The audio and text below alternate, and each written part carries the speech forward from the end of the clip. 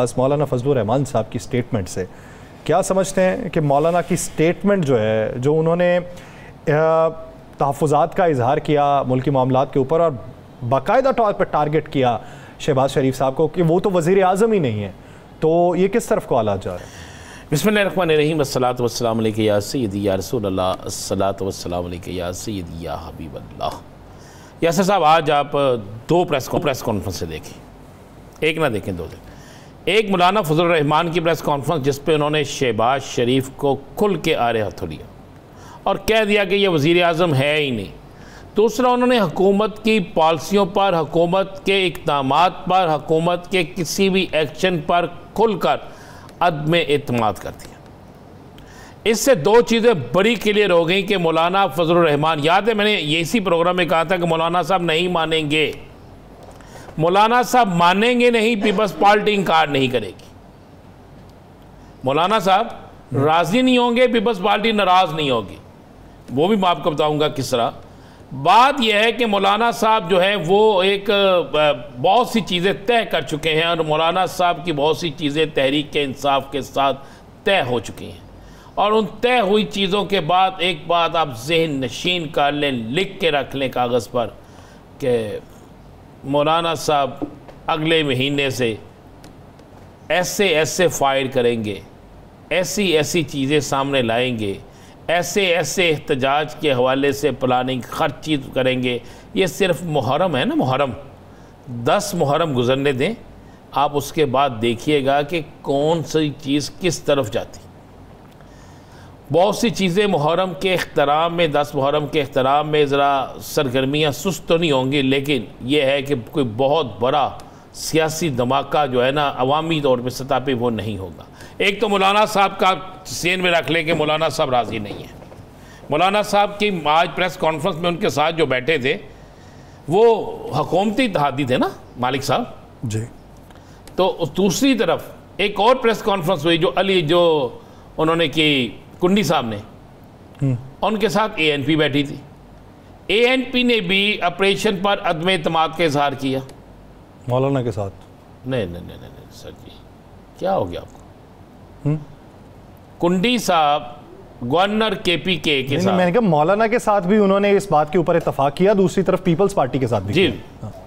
Peoples party दोनों हुकूमती, एक तरफ हुकूमती शख्सियत का साथ बैठी है तो ये कहा गया, और एक तरफ हुकूमती शख्सियत को, वज़ीर आज़म पाकिस्तान को, जो चंद दिन पहले हरियत पता करके आए, जो चंद दिन पहले मिल के आए, जिनके जो ये तासर दे रहे थे सारे दुरुस्त है। मैंने उस दिन भी कहा था ये फ़ोटो सेशन है, ये सिर्फ फ़ोटो सेशन है, ये तस्वीर दिखाने के लिए है, ये किसी को ये बताने के लिए नहीं जी अगर आप ना माने तो ये मान जाएंगे। तो मौलाना साहब तो नहीं मान रहे। मौलाना साहब और तहरीक इंसाफ में बहुत से मामला फाइनल हो चुके हैं और बहुत से मामला फाइनल होने वाले हैं। वो जुमेरात के रोज़, मैं आपको दिन भी बता रहा हूँ, वो जुमेरात के रोज़ चीज़ें फाइनल हो जाएगी। नंबर 1। नंबर 2, अब बात यहाँ पर पाकिस्तान, आपने बड़ी बात की, मियाँ नवाज शरीफ साहब की छुट्टी मंजूर हो गई। वो छुट्टी तो उनकी उस दिन से मंजूर है, बल्कि वो छुट्टी ना भी देते तो छुट्टी होगी हुई थी। जब वो वज़ीर आज़म नहीं बने तो असम्बली में क्या करने जाएंगे? मुझे एक बात बताए ना यासर साहब, मुझे बात बता देना। एक वज़ीर आला नहीं बना, उसने क्या लेने जाना था? एक वज़ीर आज़म नहीं बना, उसने क्या लेने जाना था? हमजा शहबाज वज़ीर आला नहीं बना, नवाज शरीफ साहब वज़ीर आज़म नहीं बने, और आज बाहर ने लगाया हुआ मियाँ साहब की तरफ से कि जनाब मियाँ साहब तो इस बजट पर सख्त नाला हैं। वो कहते हैं सफ़ेद पोश तो मर गया, सफ़ेद पोश के लिए तो तबाही है, मियाँ साहब तो किसी सूरत बजट की मंजूरी और फलां फलां फलां, मियाँ साहब तो नहीं जाएंगे।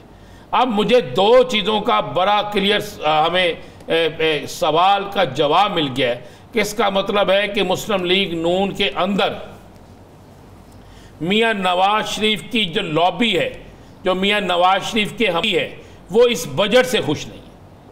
और अगर वो लॉबी खुश नहीं है तो इसका मतलब है बहुत से अरकान असम्बली खुश नहीं है, जिनको अपने हलकों में जाते हुए ये अवाम की बातों का सामना करना पड़ता है, अवाम की तरफ से जो सख्त अल्फाज हैं वो सुनने पड़ते हैं। और इसी वजह से अभी तक मुस्लिम लीग नून अपने 100 दिन मुकम्मल करने के बावजूद भी ना सूबे में ना वफाक में कोई ऐसा बड़ा अवामी जश्न नहीं कर सकी जिसमें वो कहे कि जी हमारे ये 100 दिन मसाली 100 दिन थे और हमारे ये 100 दिन जो है जनाब इस पर अवाम खुश है। एक रिपोर्ट ज़रूर शाया करवा दी गई, वो सर्वे जिस तरह शाया होता है, जिस तरह आता है और जिसमें वो सारा कुछ दे दिया गया। तो मियाँ साहब, बड़े मियाँ साहब आपको कुछ अरसे बाद एक बड़ा सरप्राइज़ देते हुए नजर आएंगे। यासर साहब, बड़ा सरप्राइज़ बड़े मियाँ साहब, और बड़े मियाँ साहब का सरप्राइज़ छोटे मियाँ साहब को ले डूबेगा, ये भी मैं आपको बता दूँ, ये नोट कर लीजिएगा। अब आ जाते हैं ज़रा मोहतरम इस्तेमाल बिलावल भुट्टो जरदारी साहब की तरफ। बात यह है कि पीपल्स पार्टी के हर रुकन ने मुखालफत अपनी तकरीर में की है इस बजट की। आसफा भुट्टो साहिबा ने भी मुखालफत की है, सुरैकल बिलावल साहब तकरीर कर रहे हैं, वो भी डट के मुखालफत करेंगे। लेकिन इसके बावजूद भी कौमी मफादात के तहत इस बजट को मंजूर भी करवाएंगे। 28 से पहले बजट मंजूर हो जाएगा, 28 को हो या 28 से पहले हो, ये बजट मंजूर होगा। और बजट की मंजूरी में पीपल्स पार्टी अपना पूरा हिस्सा डालेगी, पूरा हिस्सा। इसलिए कि यार ये मैं कह रहा हूं कि पीपल्स पार्टी के पास सेकंड ऑप्शन ही नहीं है। चलिए आप मुझे बता दें, क्या पीपल्स पार्टी के पास कोई और ऑप्शन है? जब आपने गवर्नर अपने ले लिए, जब आपने वज़ीर आला अपने ले लिए, जब आपने सदारत का ओहदा ले लिया, जब आपने डिप्टी स्पीकर का ओहदा ले लिया, जब आपने चेयरमैन सेनेट का ओहदा ले लिया, तो फिर किस बुनियाद पर आप इनका साथ छोड़ेंगे? फिर किस बुनियाद पर आप इनके बजट को रिजेक्ट करेंगे? फिर किस बुनियाद पर आप इस इत्तेहाद को छोड़ेंगे? आप देखें ना, गवर्नर पंजाब पीपल्स पार्टी, वज़ीर आला Balochistan Peoples Party, chairman senate Peoples Party, deputy speaker कौमी असम्बली पीपल्स पार्टी, वज़ीर आला सिंध पीपल्स पार्टी, भाई गवर्नर केपी जी, गवर्नर केपी पीपल्स पार्टी है।